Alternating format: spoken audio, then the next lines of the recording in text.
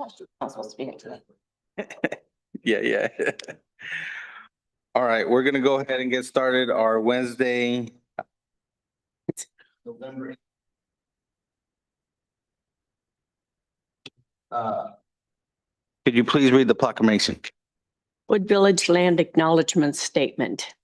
The Chinookan peoples known as the Clackamas and Cascades are the indigenous people of the land now inhabited by the city of Wood Village and other areas of the Columbia River. The village of Nechockley was located near today's Blue Lake Park. Ancestral life of these peoples included a seasonal round of resource gathering and stewardship from the Wapato fields and fishing areas of the Columbia River to the cedar and huckleberry gathering areas of the High Cascades. Introduced disease from early settlers dramatically reduced the number of these people. They signed the Willamette Valley Treaty of 1855 with the United States government and were forcibly removed to the Grand Ronde Indian Reservation. We thank the descendants of these tribes for being the original stewards and protectors of these lands since time immemorial. We also acknowledge the systemic policies of genocide, relocation, and assimilation that still impact many Indigenous Native American families today. We are honored by the collective work of many Native nations, leaders, and families who are demonstrating resilience, resistance, revitalization, healing, and creativity. We are honored to be guests upon these lands. Thank you. We stand for the Pledge of Allegiance. Pledge allegiance to the flag of the United States of America and to the republic for which it stands, one nation, under God, indivisible, with liberty and justice for all. Oh, that's it. All right, we'll go ahead and move on to citizen comments on non-agenda items. No comment. No comments? All right, thank you. We'll go ahead and move to public safety report with our chief.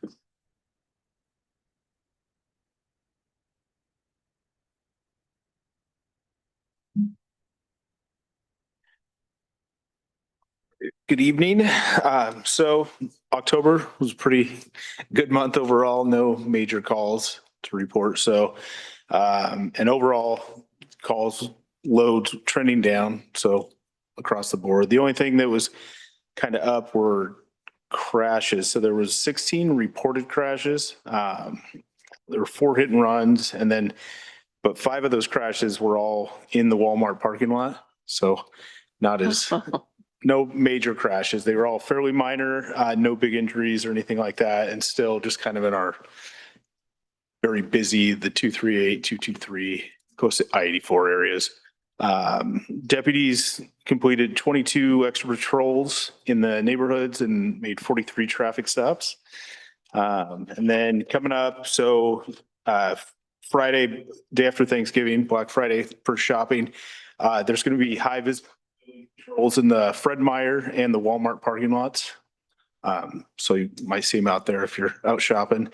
And then, so I talked previously about they were going to try to do kind of traffic missions and visibility missions. So that's going to be Friday, December 12th, and primarily going to focus on traffic type stuff on that day. So. And I think, So we'll have 2 heavy presents, one on after Thanksgiving and then on the 12th. yeah, and I mean, not really heavy presence, just going to be kind of a visible presence on kind of in the shopping areas on Black Friday, and then that scheduled day for kind of a traffic mission was the 12th. So that'll be probably more, you'll probably see them more that day. Than, yeah. Questions by the council? That red light on Rada and 238th, I'd be watching that one because it gets run a lot of times. Okay, yeah, I'll make sure they are looking at it.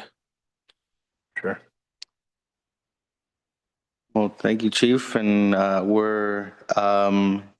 we have flyers for the toy drive, Philip Cruiser. And so this is for Saturday, November 29th, from 9 to 3. There isn't so far like a schedule, but come as you're able to. And I believe we're scheduled for the Fred Meyers, correct? Yeah. Yeah. So, Yeah, I'm not sure. I think our missions team is coming out there. It'll be Jesse or Faith or Sabrina. okay. I'll be at the tree lighting though. Tree lighting and then Los Posadas after that. Yeah, perfect. Well, appreciate it so much, Chief. Yeah. Thank you so much. Thanks, guys. Thank you. Thank you. All right, we'll go ahead and move to review of bills paid. Any questions on what's on the sheet or in the staff report? Can I get a motion? Consent calendar. Yeah, we don't need a motion on the review of bills paid. I move to approve the consent calendars. I'll second. First and second, any further discussion? All those in favor? Aye. Aye. Any opposed? All right, we'll go ahead and move to presentation by MOPE.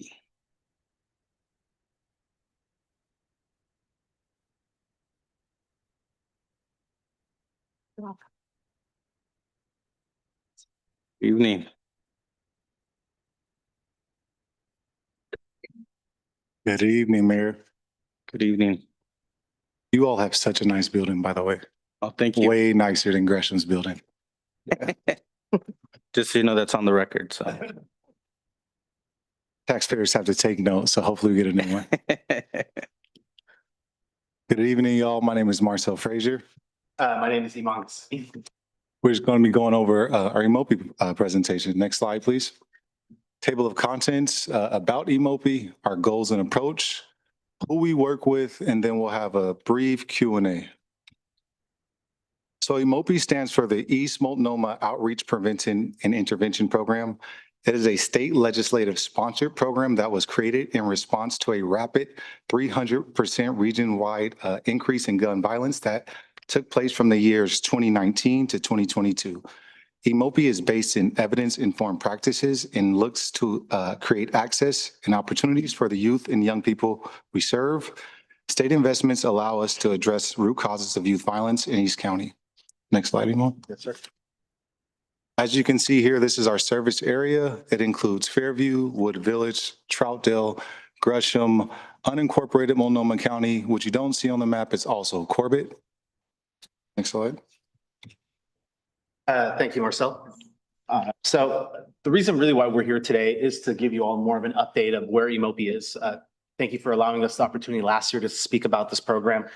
So as you can see here, EMOPI is based off three different prongs here. So it's preventing and reducing violence, enhancing community safety, and supporting youth development. Now, regarding preventing and reducing violence, we focus on early intervention where we identify youth who are showing early warning signs like truancy, sudden behavior changes, and any association they might have with high-risk peers. Our partners that we work with, our community-based partners, build trusted relationships and provide support before these situations escalate. Now, about enhancing community safety, EMOPI uses data and community feedback to direct our resources where violence is most concentrated. We have outreach workers who maintain a visible, positive presence in neighborhoods to help reduce tension and build this trust. And then we strengthen the coordination between city departments, local municipalities, schools, and law enforcement, so everybody's in line regarding prevention. And the way we support youth development is we create pathways for youth through mentorship, recreation, internships, leadership opportunities. We focus on youth belonging, structure, and positive adult connections. And the goal is very simple: help youth stay engaged, supported, and on track towards success. So who we work with here. So regarding this, our partnerships, so EMOPI's is based on a model where we have intensive case management, which is youth who are the highest at risk, wraparound services, supporting youth and their families, that support they need to be stable and successful, and then pro-social activities, allowing them to enrichment activities to get them out of the house around positive role models and adults. My colleague here in a minute or so will talk about intensive case management and the organizations and the programmings that are supported. Regarding wraparound service, We have Latino Network, which does family outreach, education, and support services. Reclaiming Futures is a new organization on Emopi, which links justice-involved youth to treatment, mentoring, and life planning. And then we have New Avenues for Youth, which offers housing, job training, and life skills support for at-risk youth. We have our pro-social partners like We Belong PDX, which builds youth leadership through peer mentoring and youth-led community events. Isoga, which uses esports and online gaming to teach teamwork, discipline, and healthy lifestyles. And the new one, Day One Tech STEM, which provides hands-on tech and STEM education to prepare youth for future careers. And we have direct school partnerships with MESD, Reynolds, Gresham Barlow, Centennial for outreach and direct referrals. And we have indirect partnerships with Park Rose and David Douglas to provide support and prevention resources. Yeah, so Iman mentioned our two intensive case management partners. Those two organizations are known as GIA and Going Home Too. They provide services for community members who are statistically at the highest risk of gun violence. Services include life coaching, behavior modification, men's and women's groups, resource assistance, and many other vital needs. Intensive case managers are expected to connect with clients for up to 18 months while they're on a caseload. Our community partners are key to our gun violence reduction strategy that we call Ceasefire. The National Institute of Criminal Justice is our technical assistance provider for our strategy. Our law enforcement partners at a table include the Multnomah County Sheriff's Office, the Multnomah County District's Attorney's Office, Multnomah County Juvenile Justice Division, Multnomah County Parole and Probation, the Gresham Police, the City of Gresham, Portland Police, City of Portland, Oregon Youth Authority, also known as the Oregon Prison System for Youth. These partners come together on a bi-weekly basis, and we hold what is known as a shooting review, where we go over every single violent event or shooting event that takes place in East Multnomah County, including Wood Village. Intel, knowledge, and data is shared in real time, making sure we do not miss out on any violent events that might take place in our community. This meeting is then immediately followed by a coordination meeting that involves our community and school partners that Iman just mentioned. At this meeting, we talk about community members in need of services, students at risk of violence, and how best to keep our community safe. And you can see here in the photo here, that's one of the coordination meetings that we just recently had over here. Schools and everybody in the same area. Who else that we work with? So we have a Rising Stars program, which is actually going on right now at Gresham City Hall. It recognizes and uplifts outstanding youth across East County K through 12 for their leadership, resilience, and community impact. From my research here, we're the only county over here, East County, that has continually recognized youth monthly throughout the school year for the last year and a half. I know that other cities do it throughout the nation, but it's more like on a bi-monthly, bi-yearly, but not on a continuous basis. And then we also have out-of-state partnerships. We partner with national violence prevention organizations to exchange ideas and learn best practices in community safety and youth engagement. As you can see in the photo here, we have a group of youth who were able to go to Washington, D.C. 3 of the youth go to Reynolds High School who have never been on an airplane before. And we met with an organization called Hoops Sagrado, where they connect youth from the U.S. and Guatemala through basketball and cultural exchange. It was definitely an enrichment experience for our youth to be able. So as I mentioned before, last time we came here was a year ago, right around this time, and we kind of want to let you know what we've done for the last year.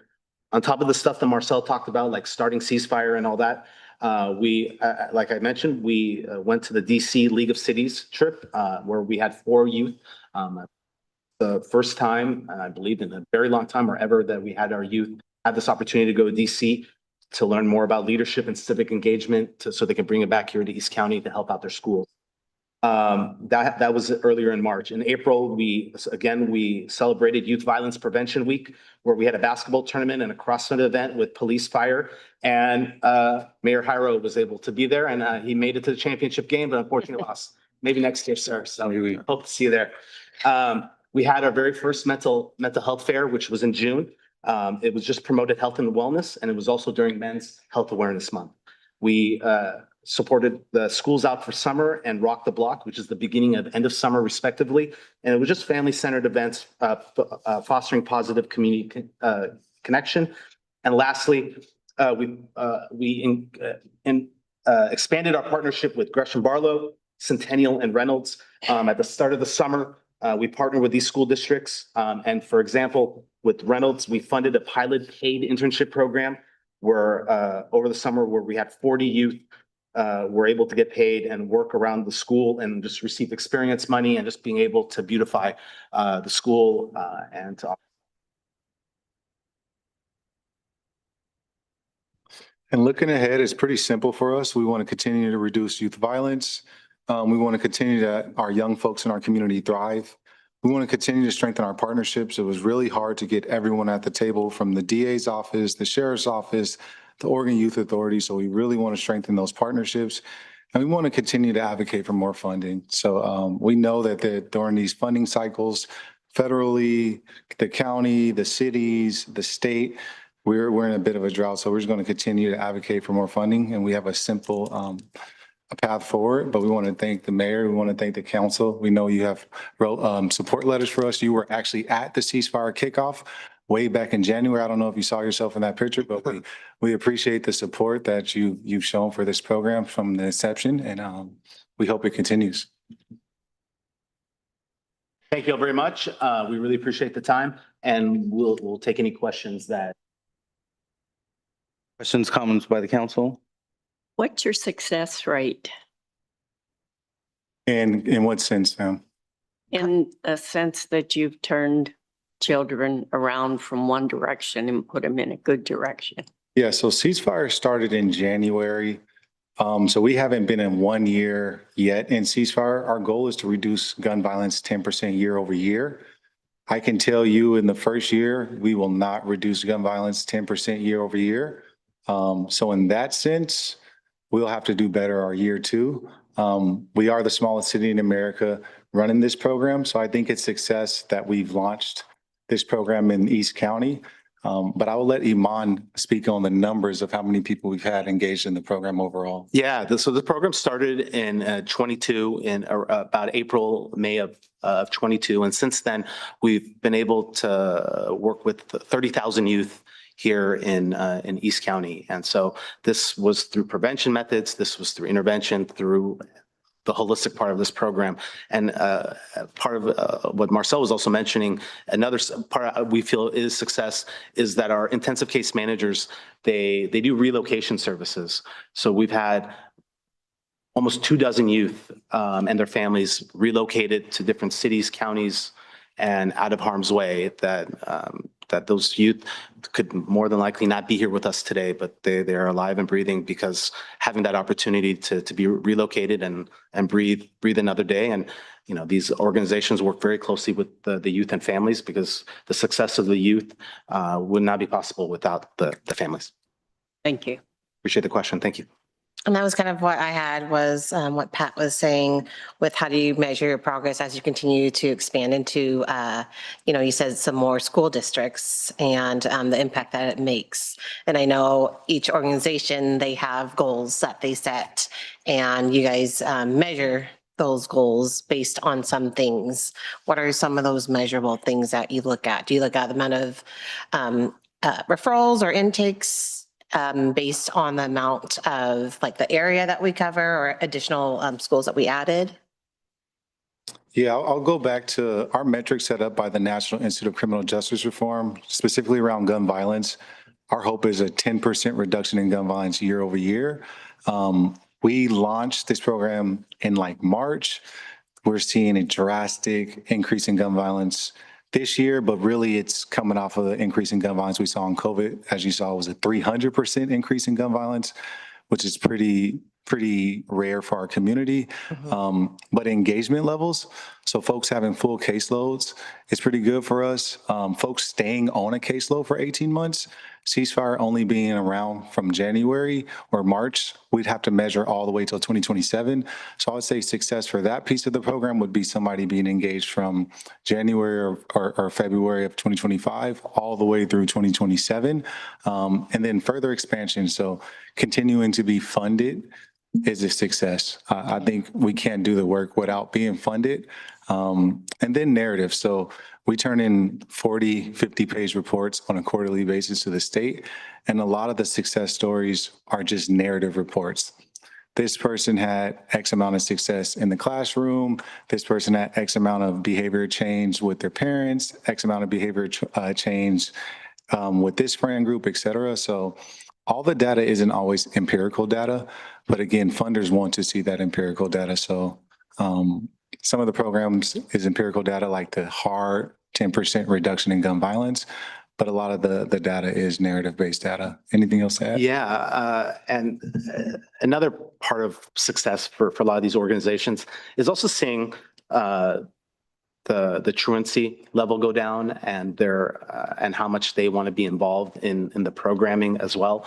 I know that Marcel kind of mentioned that we have these quarterly reports for the state. We're more than welcome to share some of these success stories that we've been able to have where youth have shown behavior changes, youth who were on the borderline of going through the juvenile justice system, but now being a role model for other youth. So a lot of the programs that these youth, or being able to be fed or to be able to get clothing, or all these are all success rates for these programs. But we can definitely share some of these anecdotal success stories for the council.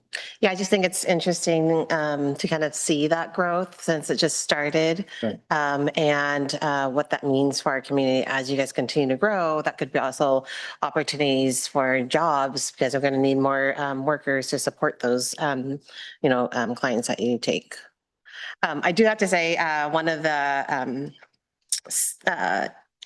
clients, you want to call it, do you call them clients? In one of these photos, I know him, I've seen him at the gym and the one with the kids that they went to the Capitol. Or yeah. And so I saw him at the Gresham. Gresham had some type of thing and he was awarded and they were talking about going. And so just seeing him, because, he was a little bit mischievous at the gym, and then I saw him again and I congratulated him. And it's just, it's a good feeling to see someone that, be able to progress in the right direction. And then for him to be able to go to the Capitol, it's great. I gotta tell you, which kid on that picture? So the one with the black t-shirts and the second one over, I forgot his. Terrence. Yes. That's my guy. So Yeah. Terrence, he was actually part of the Rising Stars on the left. And he had an incredible, powerful story. And we knew that this program is designed for kids like Terrence to open the doors of opportunity. So just to be able to fly across the country with this young man. Yeah. And it was just so powerful just to see him there and just to go shine. I could tell you these 4 kids really made East County proud. Like where we had other counselors like from the city of Hillsborough and others come up to us and be like, wow, they did a great job. They went in there, they spoke in front of like Congresswoman Dexter. They were able to meet Senator Wyden and Merkley and all these great things. And really were able to bring it back. And Terrence we're really proud. He is one of those success stories. Yeah. I really love the kid. And just to see his growth really over the last year has been remarkable. Yeah, and I congratulated him. He's like, and for him, he was like, oh, you remember me? And I was like, well, yeah, That's very sweet. I remember you from when I saw you just around the gym to now, and just, I was really proud of him. Yeah, we're very proud of him, and there's more people like Terrence that are out there, and so that's why this program's here, so we can be able to amplify their voices and open these doors of opportunity maybe they didn't know was available to them. And Your work is paying off. It's great. yeah, thank you. Other questions by the council? I have a few questions and, for me, youth violence prevention is something in my background. And so I appreciate the hard work and understand that it is a marathon. And so to look at quick results, I know you need them for funding, but a true life adjustment is that longevity. And so understanding that piece.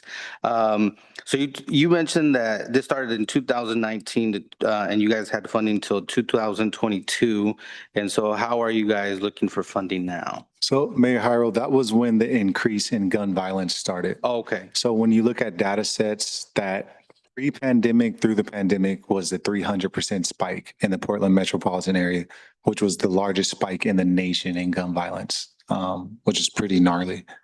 And so you guys got funding in, Late 21 and 21. then Marcel and I were hired like a couple weeks in time in March, and then we were able to get the contracts up and running by May of 22. and so right now you guys have continuance funding, or when is Yeah. kind of the next ask for the As legislature? of right now, we got funded for this current biennium until June 30th of 27. 27. Yeah. Okay. But again, with what's going on in the state, but that's why we want to continue advocating for this program, the need for kids like Terrence and others Yeah. to be able to succeed and all that. But yes. And then, is with your, partner organizations, is there room for referrals? And, looking at that list, I know it's probably a longer list and things of that nature. But looking at the city of Wood Village, a lot of these organizations might have some ties to Wood Village, but can't really say there's a lot of focus out here. So is there room for referrals? I know through the schools you talked about, but is there ways that, if we know folks or they're looking for that resource, is there room for referrals? Yeah, As in youth needing assistance and things of that nature. absolutely. So, and that's one of the reasons we're here is that we want you all to know that we want these referrals to be able to work with these partners. For example, we get a lot of our referrals through the police department, or definitely through the schools. That's a major part. Like earlier today, I sit on the behavior safety assessment team, which are led through level 2 through the schools. And so that's where we build these relationships and have been able to expand that not only with the schools, but with MESD as well. And so that's where we get a lot of these direct referrals there. And if Marcel can talk more on the PD side there. Yeah, so the sheriff's office brings referrals on a biweekly basis. We've had multiple Wood Village residents referred from East County. But those are people involved in like high-speed chases, gun violence, domestic violence, stabbings, fights, assaults. So it doesn't always fall in the youth category. So if they don't come through the behavior safety assessment meeting, which is also pretty high risk, those are kids showing very risky behavior, whether it's psychological, suicidal ideation, fighting, guns within the Reynolds School District. They might fall through the cracks, right? Because our system is really catered to extremely difficult kids and extremely good kids. So those kids are like right in the middle. They fall through the cracks. So for those kids that you might see that just need a little intervention, you will probably have to just straight up email me or Iman. Okay, that's good to know.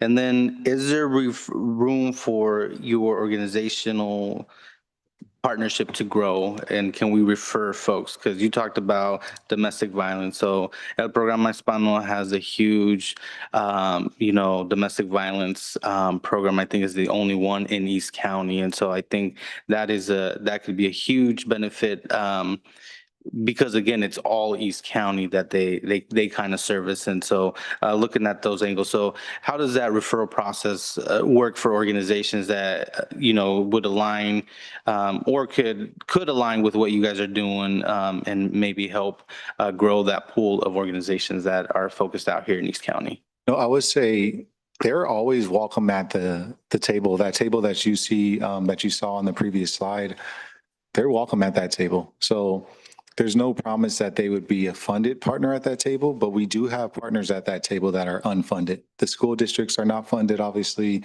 The Multnomah County juvenile justice folks are not funded. We have some faith-based orgs there that are not funded, and we do not have a domestic violence organization there who is not funded. And that is something that we have seen increase tremendously. A lot of women who have been involved in gun violence, a lot of family violence we've seen pop up.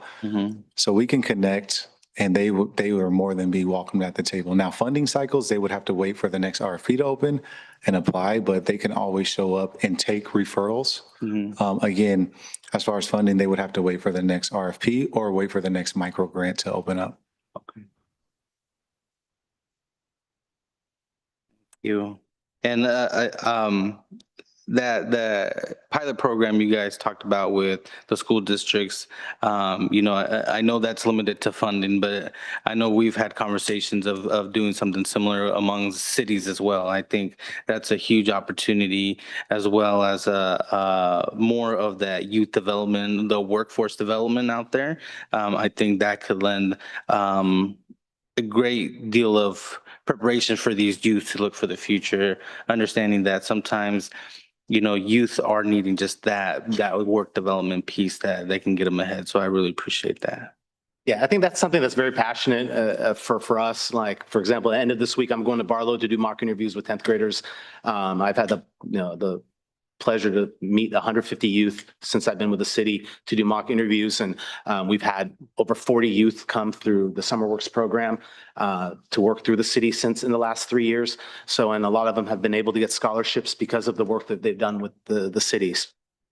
That's something we've definitely discussed. And that is something that if we get more funding, is something is very much something that we want to be able to expand, to be able to have a bigger reach, especially for another pilot program, like a year-long program for internships. You mentioned mock interviews. I do some for Park Rose and for DECA. Okay. Is that something that you would extend volunteers to, or no? I'm doing this on a volunteer for Sam Barlow, but I reached this out to all the organizations and all the schools. Just yesterday, I met with Gresham Barlow, with the Ray Academy, and others. Oh, you're reaching out to them. Yeah, and so they're the ones to do it, and so I just let them know, like, I'm available, and if any of, like, for example, the organizations with the youth that they support, if they would like to do something at City Hall, I'll set something up at Gresham City Hall. We'll get the name tags for the kids. We'll put them in actual rooms where we do actual interviews, and we'll do the whole thing of asking them the questions, giving them feedback, go over the resumes.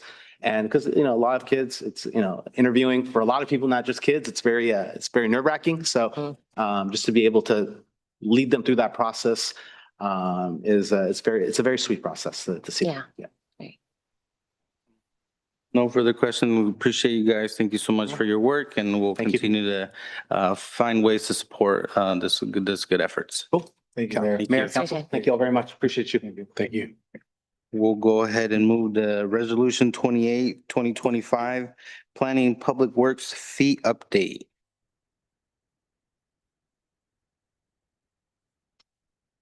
Great.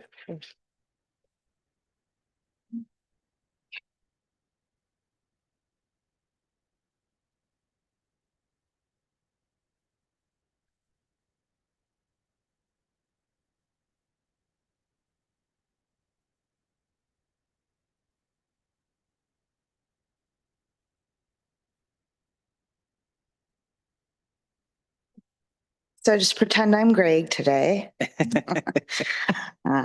Mayor, councilors. So this is a master fee schedule update on our planning and public works fees. I'll just give you a little bit of background. Our planning fees have really kind of only existed on the application form for the past 15, 20 years.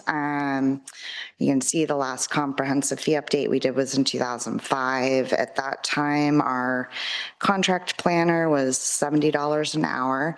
You remember Carol? And most of the staff report was done in-house by staff. We've updated one fee since then, just the design review fee, and some of the fees we found on the application when we looked back, they had last been changed in 1998. So obviously costs have increased significantly since then. And due to a number of code changes, applications are also a little bit more complex to review nowadays.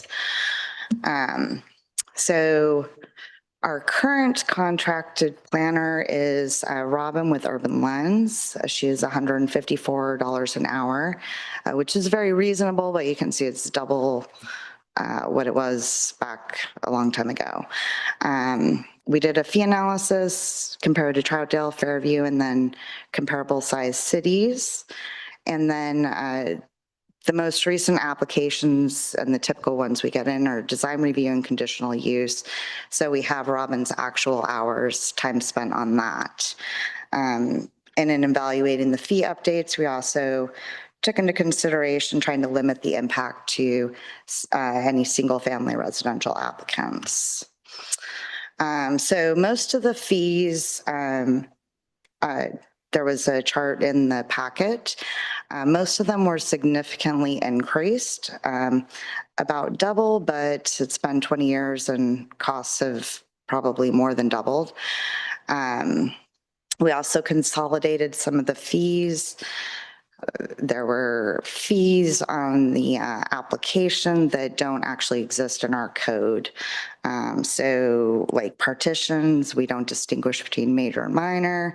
We only have type 2 variants. So we simplified those fees.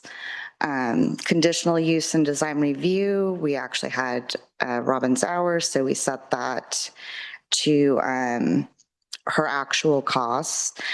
So you'll notice on the design review fee in particular, that is a percentage-based fee based on the value of the project. However, even if the project is minor value-wise, for instance, we had an application in for the food carts on Halsey.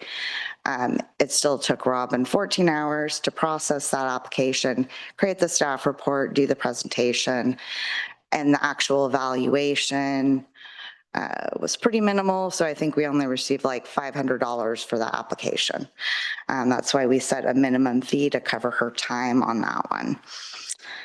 And then the master plan, town center plan, planning work. We have not done a master plan, obviously, since the town center went in. That was back somewhere 98, 2000. So we just set that to cost. It's a very complicated application. We have no idea what the actual cost of that would be. Given the potential of a master planning process coming up here soon for the town center, we just wanted to make sure that we could cover the planning costs associated with that. And then, as I said, we kept, we only did minor updates to the fees that would impact single family residential. Those are typically like your variances, pre-applications, lot line adjustments. So those fees were all kept minimal. And then public works fees. So public works in-house staff handles the grading permits, road curb cut permits, erosion control, and post-construction stormwater runoff control plans, which is required by our MS4 permit. The grading and a couple of the miscellaneous building fees that were on the fee schedule they had been updated routinely to match Gresham's. They were typically included with our building permit fees when we were working on moving to the state program last year. They had us pull those fees out of the schedule and they kind of got dropped off. So that's why they didn't get updated yet this year. The road curb cut and post-construction stormwater runoff review fees, I can't tell you the last time they were actually updated. And then we actually didn't have a fee for our erosion control permit. And all of those do take staff time for both review and inspection. So we are proposing to update the grading permit fees and the miscellaneous fees, which is like construction trailer demos, to match Gresham's as we had been doing up until last year. And we're adjusting the road curb cut and post-construction stormwater fee to better reflect staff time, setting an erosion control permit fee. I thought I had there we go. Sorry, I'll have to go back and forth, got it out of order. So for the public works fees, we just did a quick review compared to Fairview and Troutdale. So in setting the erosion control application fee, Fairview follows Gresham's schedule, which is a varying scale based on how much the area size of construction. We chose to just kind of match Troutdale's fee at the 150. And again, on the post-construction stormwater. And then we just upped the road curb cut permit a little bit. Let's go back. So the purpose of these is really to try to recover actual costs from both our planner and our in-house staff and their time for providing these services, try to reduce how much the general fund is subsidizing these services. And we also wanted to, as we do in the building permits, try to minimize the impacts on single-family residential applicants. And it, of course, supports our city goal number 4. So with that, any questions? Questions coming by the council? I have some. So on the graph, it says planning fee analysis. It's got the current amount, Fairview Troutdale comparable average. Yes. What does half application fee mean? So for, so on the appeals one there, so that means that the initial application, so the initial application has a cost. So if somebody submits a conditional use application and the cost was $700. So if the application goes to Planning Commission and they either approve or deny it, if they deny it, then the applicant has the right to appeal it, and then it would go to council, and we would charge half of that initial application fee in order to rebut whatever the appeal is. And so you don't have to do like a complete full review, but you still have to go back and review on the why it was denied. Okay. And then down on the temporary use permit type 1 Yes. went from 150 to 250. So it's $100 increase. And then the Yes. 2 was $300. Mm-hmm. It's going to 750. So that's a double increase. Right, that one is more, and temporary use permit is pretty much going to impact commercial locations. But yes, that was set based on the complexity of, let me see if I can. So type 1 is a very minor, kind of more administrative level review process. Type 2 gets into more of more code work and our planners involved. And so trying to account for her time. I don't actually know the last time we got a temporary use permit. So on some of these, we're kind of judgment call based on how many hours of Robin's time we thought it might take. And that's kind of how we set the fees. Do you have numbers for all of these different kinds of that you've had in, say, the last year or 2 years?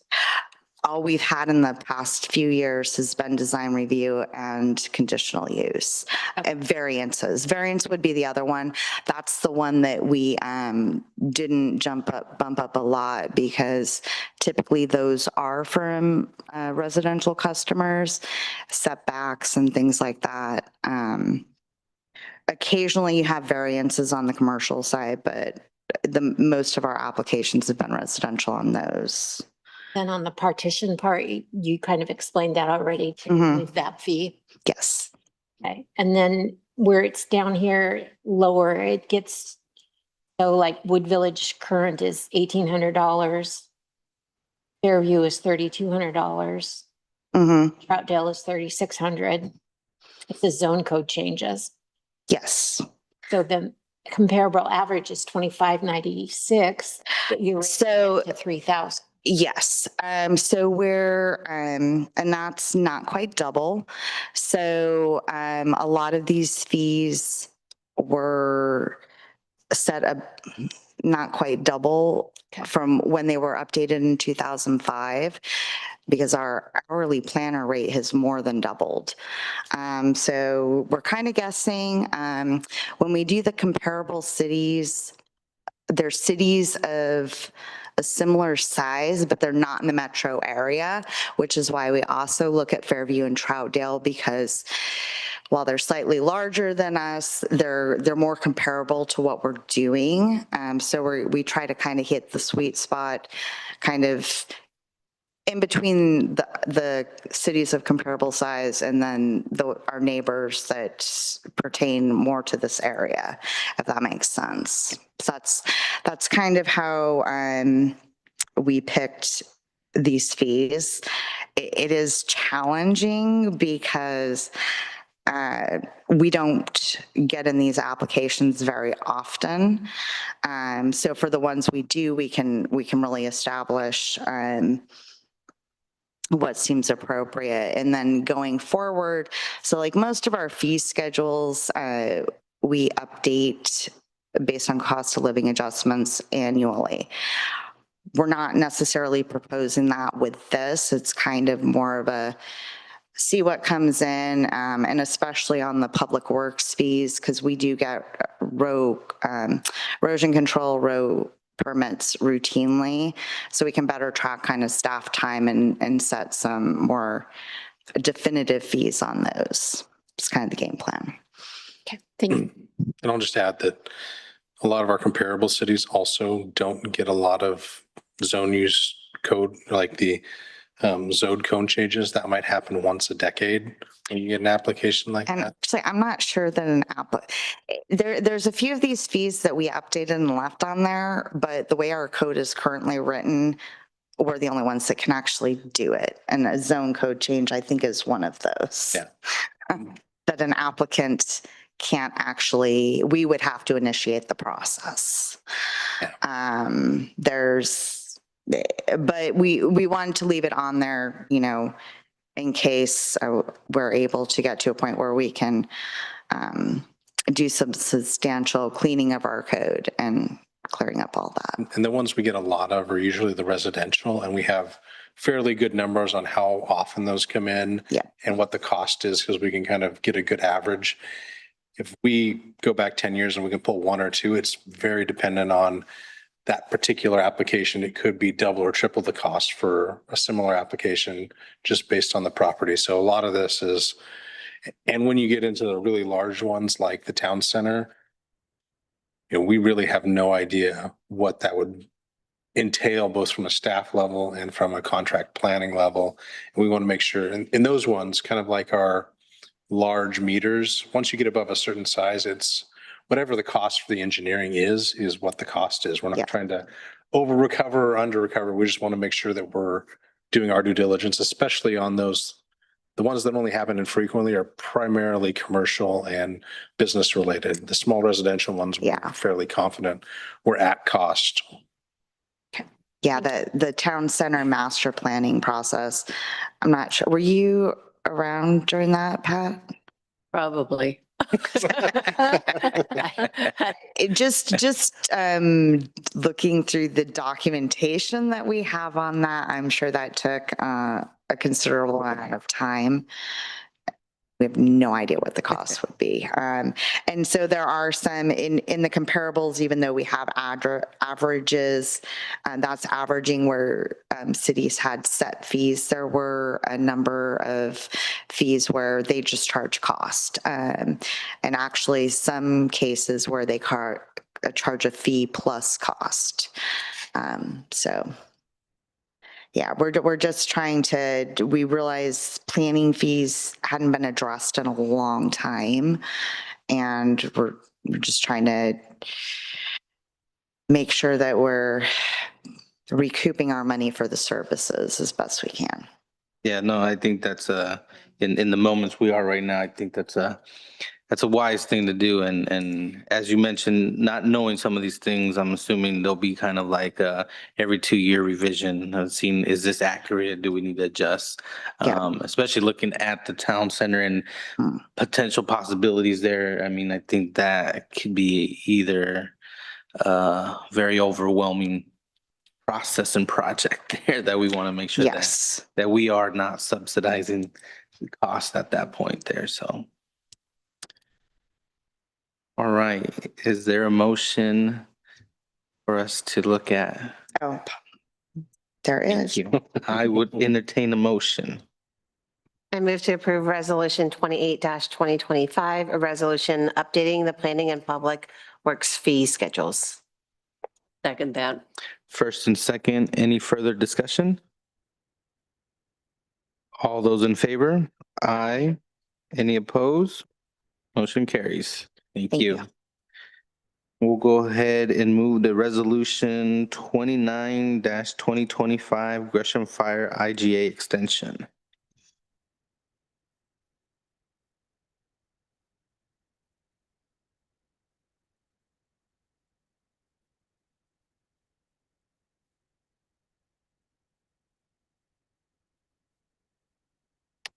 Mr. Mayor, councilors, thank you for your attention on this critical issue this evening.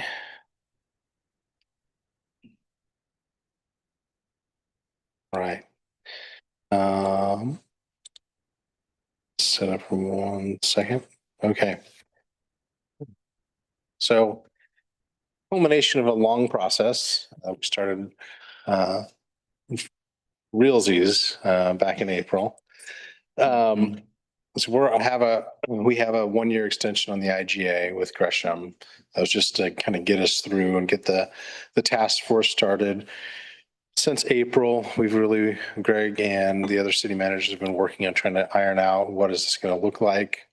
A lot of back and forth, a lot of discussion about what the appropriate cost is.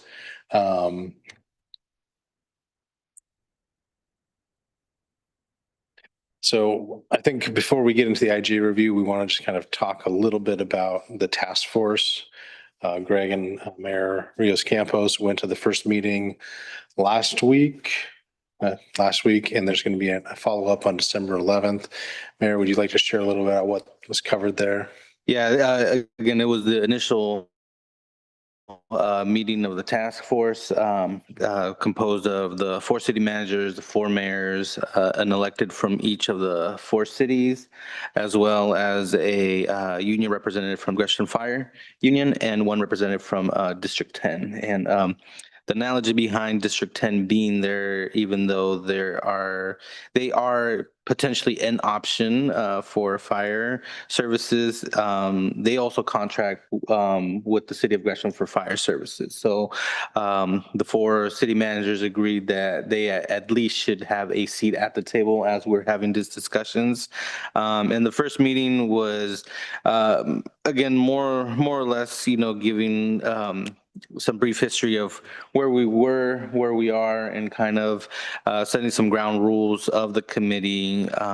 Really not a whole lot took place there, but the one action plan for the next meeting was that we agreed that Tiberius, who did the Gresham report and did the findings for District 10 report, would do a consolidation of reports as they've done. I believe they also did one for us a few years ago. Yeah, as part of the AP Triton study, they looked at the revenue side. And so they're going to kind of combine all those findings and give us estimate on revenue for the service area of the 4 cities and District 10.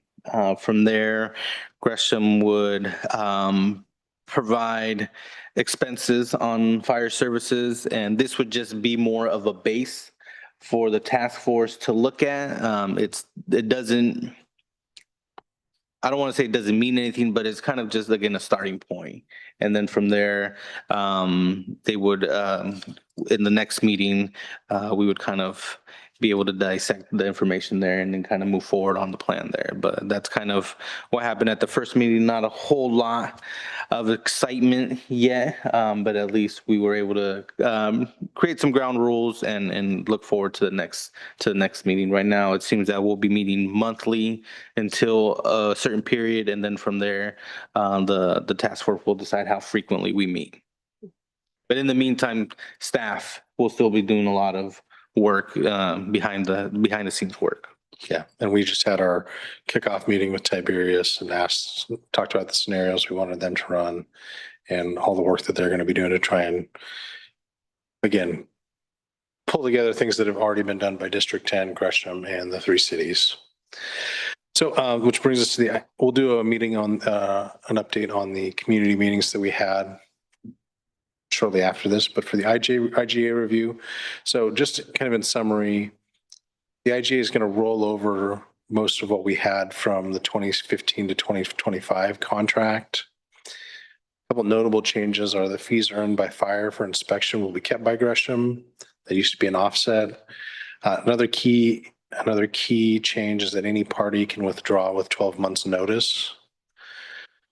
Also highlighted, the IGA as constructed keeps the same service level as the current IGA that started in 2015. So there's no promise of increased service. And that's one area where we've talked to council about an additional station in the Fairview Wood Village area is needed. And we budgeted for some temporary station. We are still working with Gresham to discuss options. They're trying to work up a plan of how they could accommodate that with minimal impacts to their staffing. But that is not officially part of this IGA renewal. That would be a separate agreement if something like that came up, which we'll get to kind of what that means for us. Let's take a look at some numbers because I love numbers.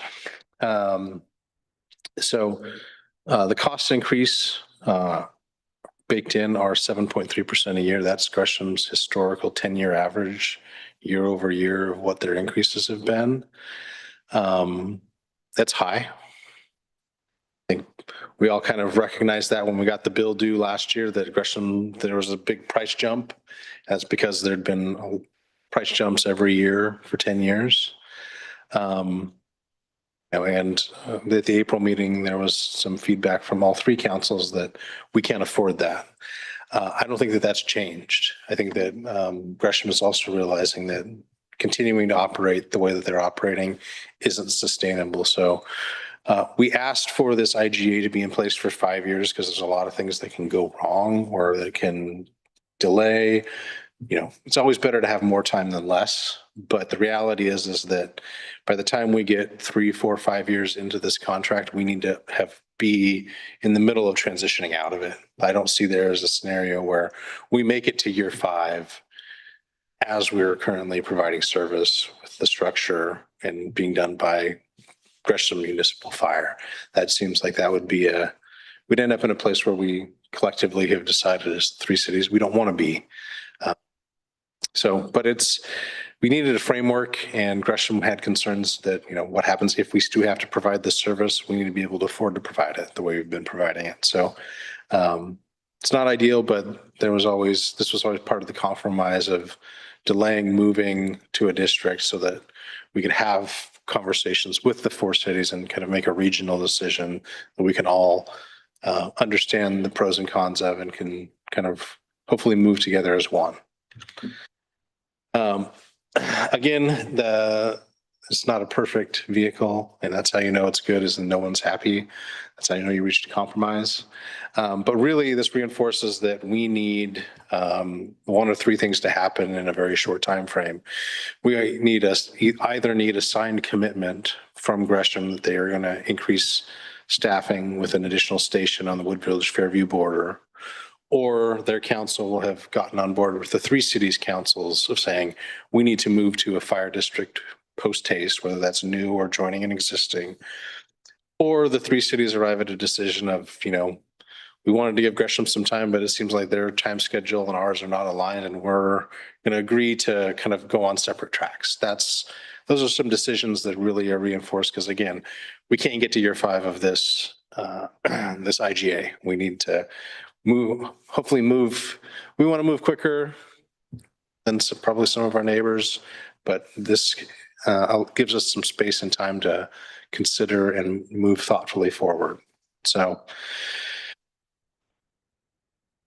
There's a copy of the IGA amendment in your packet. I've highlighted what I feel like and what Greg and I have discussed are the big points that we want to make sure you're aware of. And I'm here for any questions that you might have on any of the particulars. Any questions, comments by the council? I have one. So all of the cities agree to do this, and then one of the cities gets an avenue out. Does that change the fee structure? I think if that so I would have to imagine, yes, if I'm just hypothetically, let's say that for some reason Wood Village and Fairview decide, what, we can't come to an agreement with Gresham to have our own station. We're just going to create a 2-city municipal fire department. We're going to stick it right between us, and that's going to be our service level. I imagine that Gresham and Troutdale would have to renegotiate because then they would have one station where they've split the cost over 3 cities from Station 75 to one station that's now serving one city. So I imagine there would have to be some sort of recalibration on that. But again, something like that happens, then I think we're all kind of deciding that this IGA, I think if Wood Village and Fairview gave notice, Troutdale would probably follow suit. I don't see them sticking on because it's hard to make this to make sense with all 4 of us combined going in one direction. If people start peeling off, then it becomes much less tenable. Okay.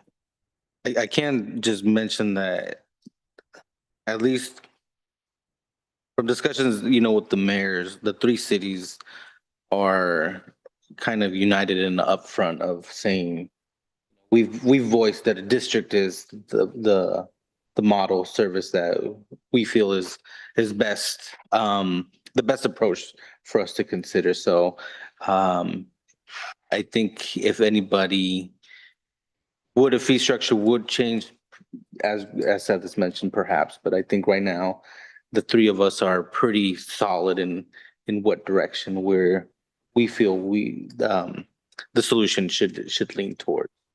Okay. If we were in this agreement and it was Fairview that pulled out, are we going to be assessed their partial, kind of thing? But that's where we have the opportunity to pull up as well. Yeah. I mean, we'll have to eat up a year's worth. Is that right? Yeah. And the reality is that, I think even Troutdale would struggle to fund a station all on their own, and they are paying the highest of the 3 of us. So, we know that a fire station's not $3.5 million to run.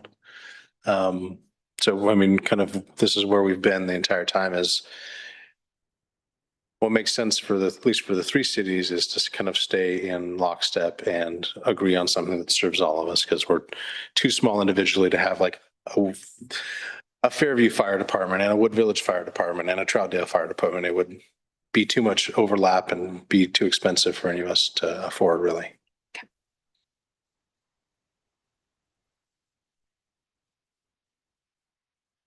Any other questions, comments? I just like to see it moving a bit faster.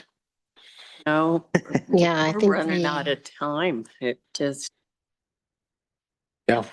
doesn't seem like Gresham wants to be with us and be buddies. So I think the pace that we're at is rapid for what our agenda is. As rapid as it can. Yeah, and their staff has been engaged and I think meeting monthly. We should know, hopefully by springtime, really where this is headed and whether or not we're going to be able to reach some consensus. when's our year up? So the current extension runs through June of 26. This would extend it through June of 2031. So it'd add another 5 years. Oh, it's a 5-year one. And that's something that we asked, we kind of pushed for, we initially asked for a 3-year with a 2-year add-on and then just came out to be 5 years because just in case, as you're aware, when we've talked about moving to a district, the shortest timeline for that is 2 years, and that's if you're moving really fast. if you have consensus and you're all moving really fast, then it's 2 years, which means we're in this through 27, 28. If there's any delay, we wanted to make sure, or any delay, or if a vote fails or anything like that, we need to take a second crack at it or recraft how we're approaching, then we wanted to have some time built in. Because while we want to hope for the best and plan for a single vote and single success, we know that the history of fire in East County has been one where we're going to really focus on community engagement and information gathering so that we can make that decision, but it's hard to do and we need to get everyone moving in the same direction. This kind of just puts like a safety net. Yeah.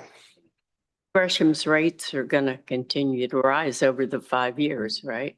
Yep. And I think when we're talking to the community as a whole, we need to get across what the impact is if we don't have fire safety. Because the homeowners insurance, they're not going to be able to get it and stuff like that. So those people that have property, it makes a big difference if they get the whole picture, not just the immediate picture, but the whole picture. And some of this also falls in line, you know, Gresham has a public safety levy that also expires in about 3 years. There's less than 3 years. So they are also, I mean, even though this is a 5-year contract, that sweet number is like set like 2 years, 2.5 years. Because even by then, they're gonna have to, if their idea is like, well, we're just gonna do the 5 years, they're still gonna have to, in year 2.5, start campaigning to get a re-up on this levy. Because again, they can't afford it in the current conditions that, you know, they're proposing the rate. And so as the contract isn't ideally what we hope for, as you mentioned, is what we need as a bigger picture. But our hope is, you know, sooner. And I think that's going to be a key component where we can step in and do that community education, because that's going to be key. That's going to be key with the plans that we have for, you know, well, at least conversations we've had for potentially in May and what that looks moving forward, especially for a district vote.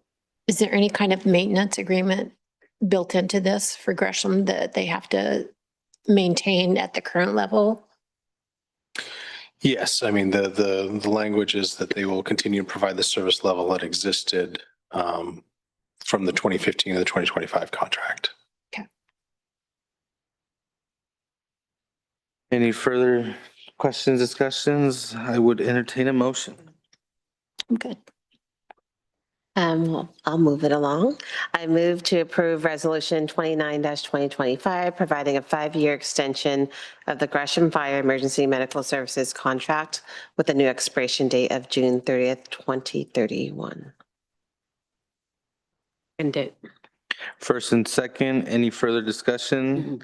I'll just mention that I also know that the city of Troutdale and the city of Gresham are, have this on their agenda tonight for their consideration of extending the contract, and the city of Fairview has theirs for December 3rd for consideration. So this does kind of fall in line of, again, cohesive forefront of moving together in this fire discussion. So so we are not doing this alone tonight. So with that, all those in favor? Aye. Aye. Any opposed? Motion carries. Right. We'll go ahead and move with discussion of community meeting recap with our good finance director. Look at that. Getting the hang of this. So the community conversations. So we just wanted to give you an update since our last council meeting. If I pull this down, it's not going to get in the way too much. Just a little bit of background. We heard from you that the community engagement and stakeholder outreach was really important if we're looking at doing an ask in May. So, and we wanted we want to make sure that the community heard from us before they heard it through the Outlook or through Nextdoor or social media or their neighbor.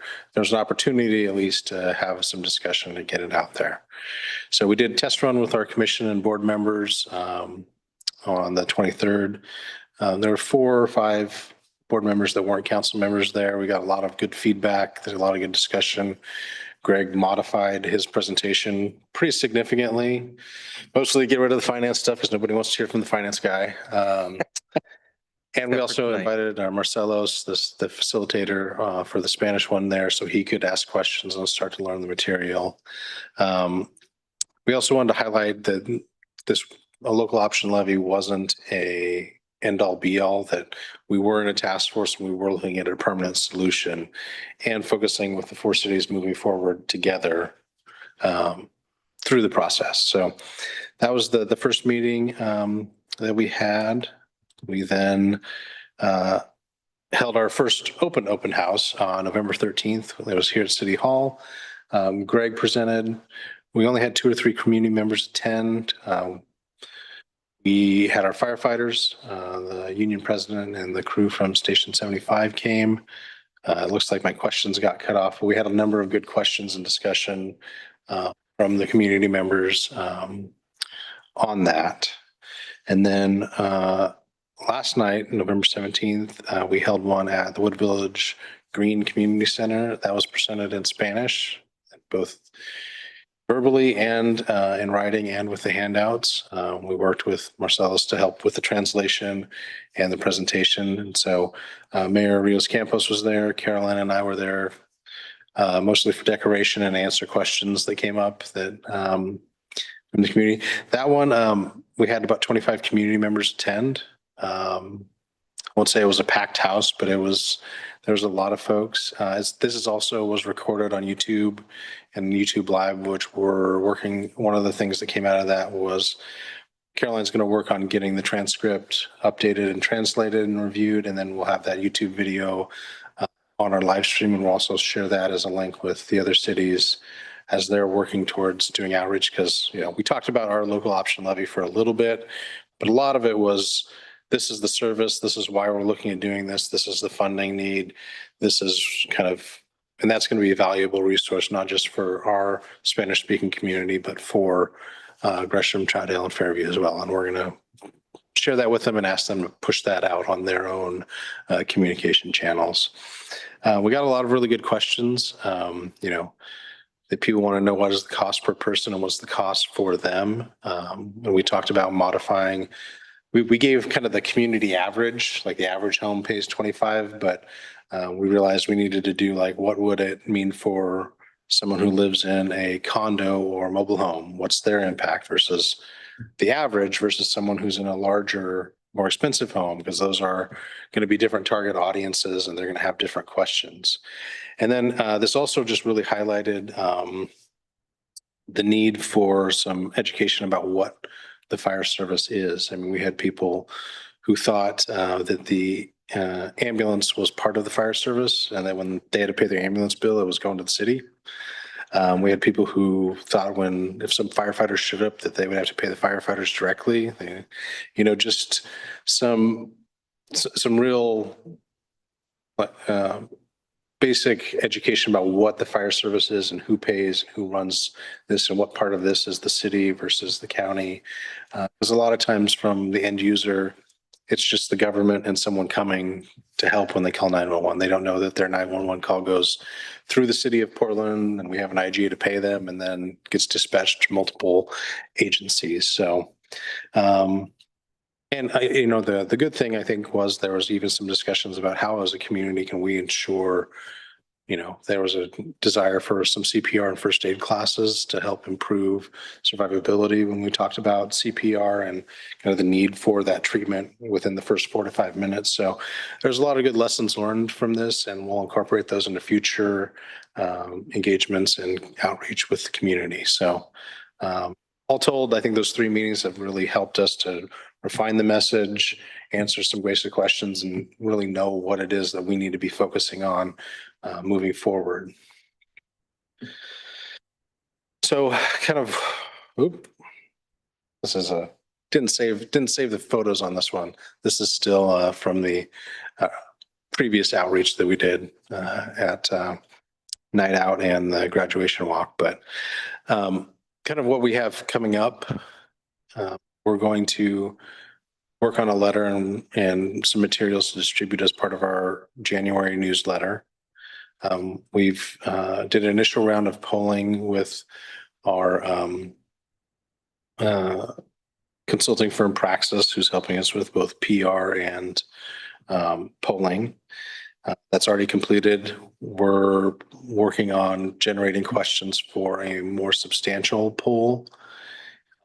This is just Wood Village focused, and that's going to be hitting the first 2 weeks of January. And we're going to get, I'd be surprised if they didn't call at least half the households in Wood Village when that happens. And so I think we didn't have a lot of interest at the initial one we held. I think that after we run the newsletter article and we start having those polling questions and people are answering the phone, getting questions about it, that's going to start to drive them to have more questions. And so the idea would be that after those two things happen, we'll need to schedule some additional community engagement and really push, right now it's very abstract. As we get closer towards May, it's going to become realer and people I think are going to start paying more attention. So we'll definitely plan on one sometime in the January, February, and then probably once the election pamphlets are finalized and we move on. We'll also have information at any city events. So we've talked about, we had Fire HQ at Night Out and we had some here at Pumpkin Fest. That's probably going to become one of the more popular attractions or more interactive attractions as we get closer to May. And we'll have that information available. And at the 75th and Easter egg hunt, and then any partner agencies that are doing community outreach, we're going to try and do more of that Fire HQ. So that is what we have planned. That's the recap of what we've done so far, lessons learned, and what we've got coming up. So there's no action required on this tonight. We just wanted to give that feedback to those of you who weren't able to attend all those meetings.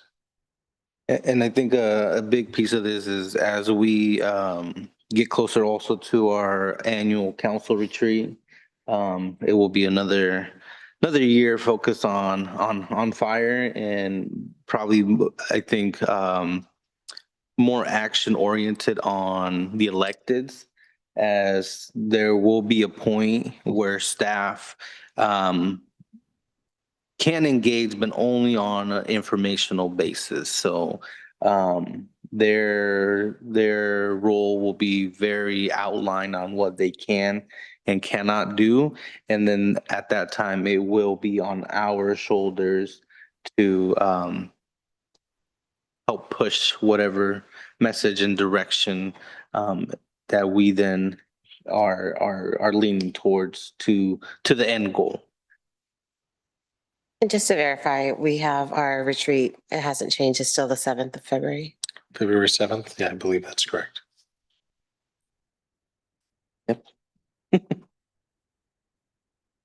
Right. Well, thank you, Seth, for that information. Now we'll go to discussion of attorney appointment. I'm just gonna be the hype man for our city attorney, Jeff. In the report, it says, kind of lays out your options for what you guys want to do with city attorney, and I'll let Jeff kind of talk about what your options are and what his recommendation is.